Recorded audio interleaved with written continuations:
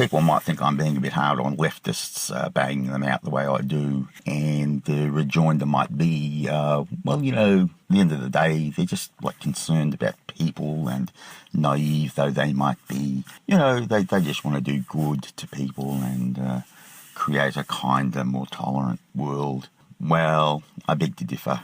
As it says in the Bible, you don't get good fruit from a bad tree, and there is just something more to leftists than just some general sense of doing good in the world. There's something a bit darker going on there.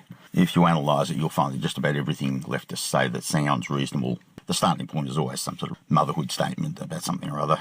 But if you scratch the surface, you'll find that it has a fairly significant negative component. For example, so they've been campaigning against racism. Over the years and over the decades, it just becomes kind of evident that everything they're trying to do for black people, I mean, people of other races, at the end of the day, this comes down to a quite, you know, malicious campaign against white people. And it's the same as between men and women, bosses and workers. It's the classic, the Marxist class war. They always call communism an ideology of hate, which it is. So in the modern world, it's a case of all evil men oppress all innocent women all the time.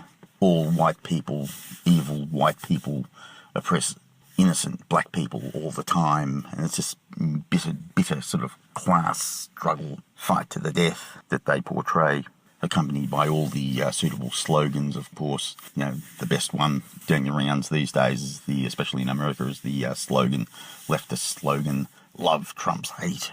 So you have Madonna addressing Trump supporters with "F you." Well, all that's love. So, like, what would hate be?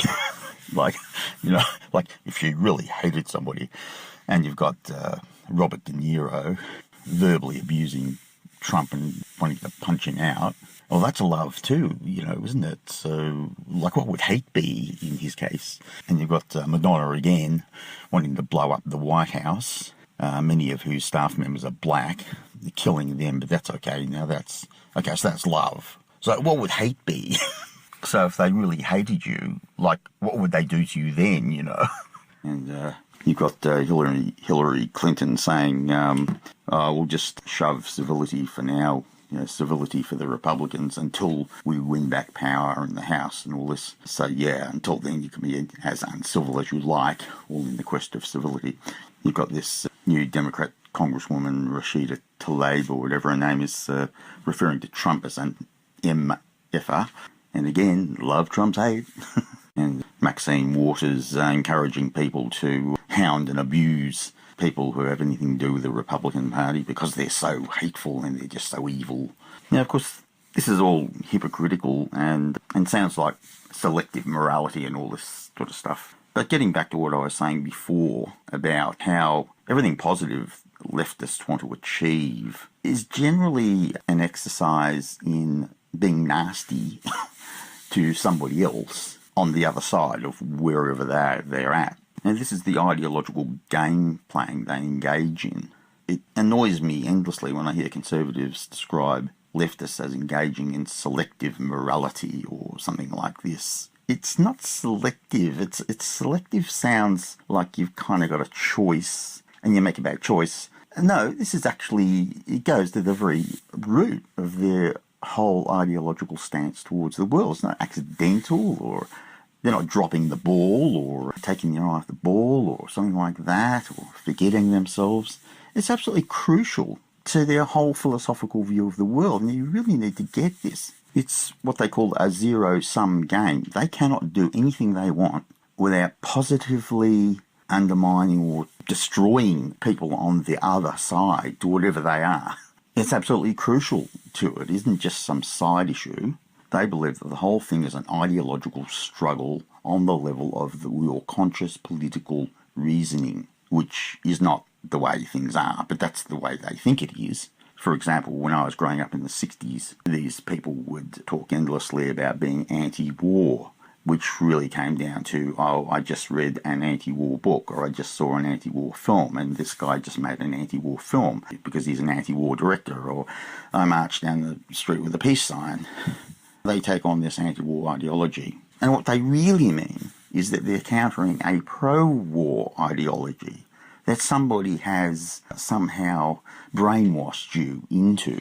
It's all on the level of conscious reasoning, and this is where it's so clever.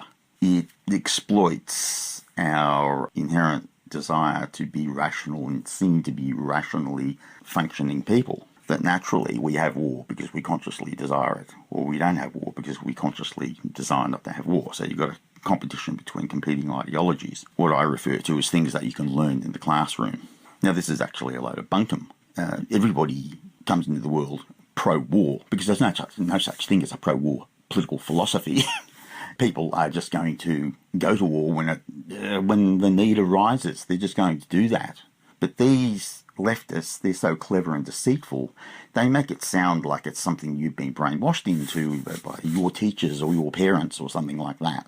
It's a competition between competing consciousnesses. We're all pro-war because we're all going to justify war when we need to. During the first Gulf War, Australia had a Labor government, and the Labor government saw the rightness and correctness of going to war against Saddam Hussein's invasion of Kuwait. And you had this first generation of young Labor ministers who'd come straight out of the 60s and 70s protest movements, tearfully going before the media and saying, oh, it's against all my instincts and against all my principles, but I must assent to this policy of our government, with tears streaming down their eyes.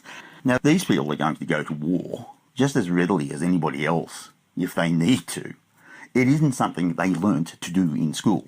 It isn't something they were brainwashed into. This is just an ideological intellectual fantasy by the left, and it feeds into this narrative of how they're totally righteous people standing up against evil people on the other side, an intellectual ideological scenario that which they create, an environment they create so that they can operate on this ideological level.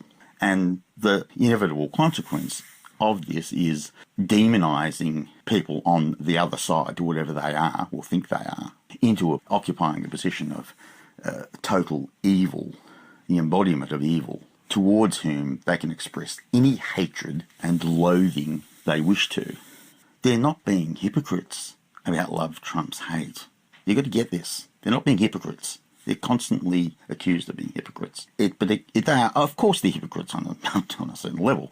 But the point is, it's something that is absolutely central to their philosophical view of the world. It's not something they're falling short of their highly stated standards or whatever. It's built in to what they think about the world, that they must counter hatred with visceral hatred of their own. And that's what you need to understand about how leftist ideology works. Far from falling short of their stated principles, they are actually pursuing their stated principles. That's all for now.